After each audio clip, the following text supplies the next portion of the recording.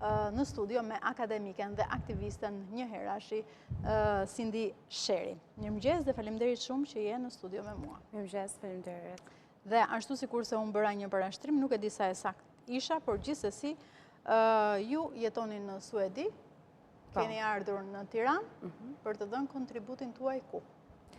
Në fillim erdha me qëllimin për të dhënë një kontribut si qytetare, thjesht për të mbështetur protestën, pasi e evidentova që është një moment historik për herë të parë ku shqiptarët të gjithë pa dallim politikash, pa dallim moshe apo backgroundi, u ngritën për herë të parë në një formë që ishte shumë shpresdhënëse. E veçantë dhe shpresdhënëse për të gjithë qytetarët. Pikërisht. Dhe e ndjeva një detyrë morale, detyrë patriotike, si qytetar që të vi dhe të mbështesi dhe mos të rinjt që kanë dhënë një frymë të re kësaj protesta.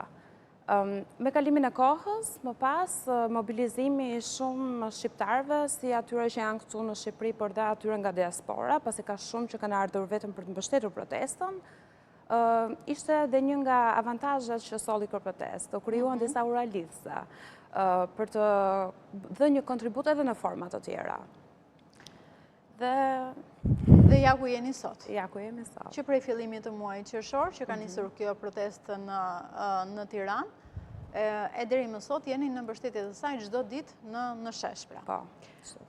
Duke mbështetur jo vetëm qytetarët që janë në shesh, por po ashtu edhe pikat që ata i kanë parashtruar tashmë, me kryesoren, largimin e qeverisë dhe të dorëheqjes së kryeministrit Edi Rama. Pyetja që unë bëj në këto momente është se sa dëgjohet zëri i akademikëve në politikë bërjen shqiptare? Për fat të keq nuk dëgjohet mjaftueshëm. Për fat të keq ne nuk kemi mekanizme në Shqipëri ku hendeku midis dijes dhe politikë bërjes të jetë i ngushtë. Ne kemi një hendek të gjerë midis publikut dhe qeverisë, dhe kur them publik nuk është vetëm qytetare e thjesht, por janë dhe institucione apo mekanizma që ofrojnë mundësi për të kontribuar me evidenca dhe me konkludime shkencore për të ndikuar dhe për të përmirësuar ndoshta politikë bërjen. Këto mekanizma nuk ndodhen, sidomos për diasporën, nuk ka mënyra përfshirëse, por e mira që ndron të kontributi i shqiptarëve që gjithmonë në momente emergjente apo në momente ku Shqipëria ka nevojë, shqiptarët gjejnë forma të tjera kreative për të mobilizuar njëri tjetrin dhe për t'u afruar. Pra shumë nisma janë krijuar, jo vetëm kjo e jona, shumë nisma të ndryshme unë shoh që janë duke u zhvilluar me dëshirën e madhe të pastër për të kontribuar për të ardhmen e Shqipërisë. Pse mendoni se ekspertiza shkencore mbeten jashtë vendimarrjeve në Shqipëri? Mënyra se si politikë bërja bëhet në Shqipëri është që gjithçka është e fokusuar tek qeveria, nuk ka gjithë përfshirja apo pjesëmarrje të qytetarëve në çfarëdo lloj forme, dyert janë të mbyllura, si nga institucionet, nga administrata, nga gjithçka, për shkak se politika bëhet vetëm për interes politike, pa përfshirë dijen apo kapitale të cilat i ofrojnë diçka Shqipërisë. Për këtë arsye ne po organizojmë tashmë konferencën. Është një konferencë që do të mbahet në muajin tetor. Po, do të mbahet në 24. Përshëndrohet në gjithë përfshirjen e të gjithë akademikëve shqiptar kudo në botë. Do të funksionojë si një urë lidhëse për të lidhur shqiptarët e diasporës, por dhe komunitetin akademik të Shqipërisë, edhe ekspert dhe profesionistë që janë në Shqipëri që mund të ndihmojnë. Synimi i kësaj konference është përpilimi i një raporti Shqipëria 2026, që do të jetë mbi demokracinë, institucionet, por dhe zhvillimin e Shqipërisë për një hyrje sa më të shpejtë antarësim në Bashkimin Evropian. Pra do të ketë rekomandime konkrete për situatën ku ndodhemi tani, që do të jetë dhe një lloj përgjigje ndaj kësaj situate që po ndodh, që është goxha emergjente, por gjithashtu duke dhënë disa udhëzime konkrete se si ne mund vazhdojmë më tutje. Dhe a mund të ndikojë realisht diaspora akademike në zhvillimin e Shqipërisë? Unë mendoj që patjetër po. Deri tani ne shohim diasporën, mënyra se si diaspora është trajtuar është gjithmonë si një kapital financiar. Pra janë të gjitha ato eminencat që vinë mbi 1 miliard euro në vit që shqiptarët e diasporës kontribojnë për qytetarët shqiptar, por dhe për Shqipërinë në përgjithësi. Por diaspora ka dhe një kapital tjetër, përveç kapitalit financiar, është kapitali i dijes, kapitali profesional, që deri tani nuk janë vënë në përdorim. Do të thoja që patjetër ka nisma të tjera dhe shumë akademik të diasporës janë të përfshirë, por gjithsesi kjo është një konferencë e cila do të përqendrohet më shumë në politikë bërjen edhe në situatën që ndodhemi tani, që kërkon një zgjidhje. Dhe në cilat fusha mendoni se kontributi i akademikëve shqiptar jashtë vendit do të ishte më i domosdoshëm, më i menjëhershëm në Shqipëri? Patjetër që ne kemi akademik të gjitha fushave. Shqipëria është një vend që fatkeqësisht kërkon reforma dhe kërkon ndryshime në çfarëdo lloj sfere dhe në çfarëdo lloj fushe, pra janë shumë hallka të cilat ne duhet i marrim parasysh. Por gjithsesi, besoj që kjo situatë emergjente tashmë ka më shumë prioritet çështje që lidhen pikërisht edhe me faktin pse kjo protestë po zhvillohet, duke filluar që nga problemet e ligjvënies, nga problemet e mjedisit, nga problemet e shkenca.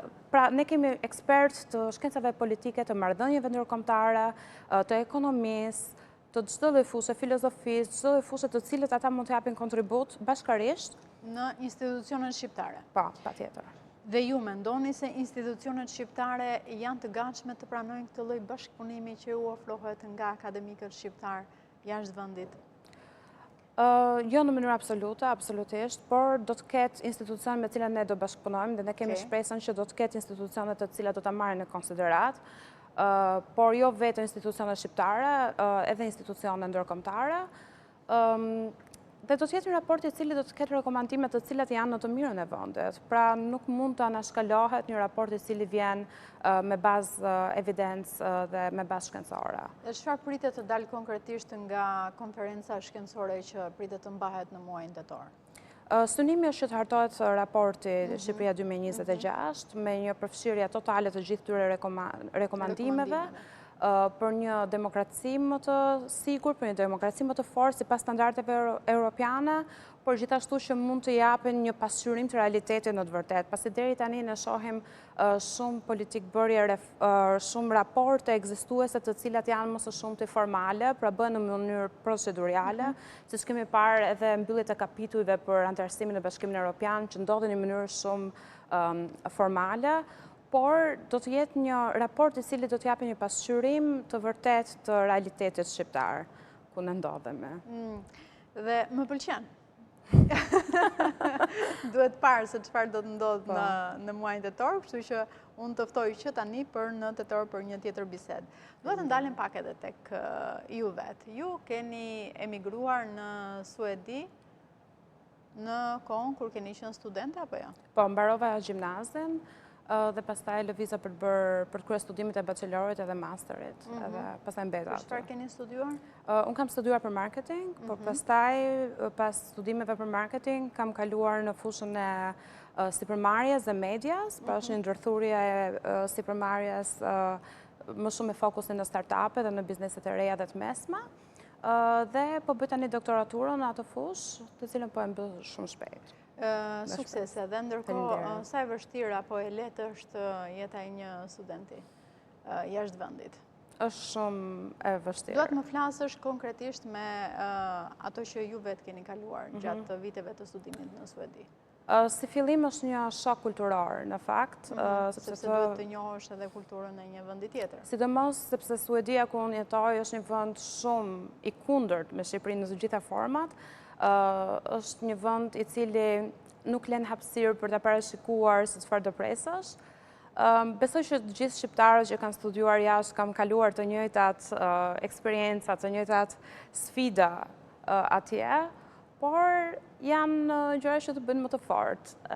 Dhe ne shqiptarët e kemi atë resilience, kemi atë aftësim për të uri më këmbur dhe për të punuar fort për t'ja dalë. Por ka qenë shumë me vështirë, që të përshtatam edhe... Do doja të ktheheshe? Sinqerisht, në vitet e para, kur u largova, nuk e mendoja kur që do kisha një kthim në Shqipëri, por duke kaluar vita, duke u rritur, edhe duke kuptuar që në fakt, ndonjëherë do të shohim përtej asaj, përtej dëshirave vetjake. Pra, unë jam dhe pak idealiste si natyrë, dhe mendoj që të njëjtin kontribut që unë e jap diku tjetër, mund të jepja në Shqipëri. Sistemi që ne kemi për momentin nuk e lejon këtë gjë, nuk e lejon që një emigrant të ketë sigurin për të kthyer dhe për të rifilluar jetën në Shqipëri, por mendoj që edhe duhet. Duhet. Kemi një shpopullim shumë të madh, kemi një largim të trurit nga Shqipëria fatkeqësisht. Dhe janë me qindra shqiptarë, të gjitha fushave, unë kam njohur mendje të ndritura, dhe është një humbje e madhe për Shqipërinë që mos janë këto.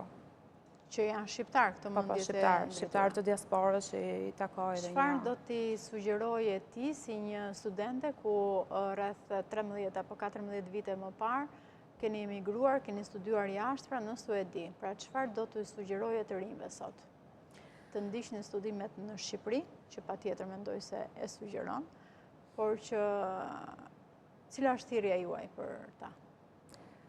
Mendoj që ka filluar një ndryshim shumë i bukur, që unë vetë nuk e kisha forcën kur isha e re në kohën time, por ka filluar një ndryshim të rinjt e gjeneratës Z, sidomos që e shoh, që duan të luftojnë për qenë këtu, nuk duan të largohen, nuk duan të humbin momente me familjarët e tyre dhe të stërmundohen në rrugët e botës për të kontribut diku tjetër. Unë mendoj që kjo është një qëllim shumë i mbar, nëse shqiptarët do ta kenë, por e di që ka dhe shumë sfida këtu.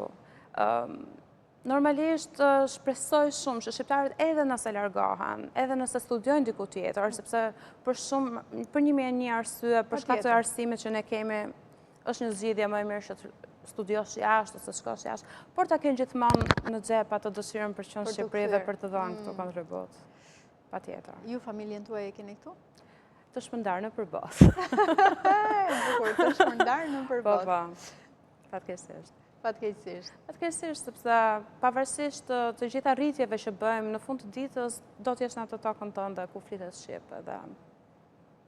Çfarë të bëri realisht të vije në fillim të muajit qershor, apo thjesht protestë? Realisht, unë kisha 2 vite pa ardhur në Shqipëri, edhe më ishin akumuluar shumë ndjenja bashkë, dhe i trishtimi që ndjeja sa herë që shija problemet e Shqipërisë, sfidat që çdo shqiptar dhe vetë familjarët e mi që komunikoj çdo ditë, janë gjëra që akumulohen dhe në momentin që pash ato videon e zvarritjes së atij persone që ndodhi në Zvërnec, po,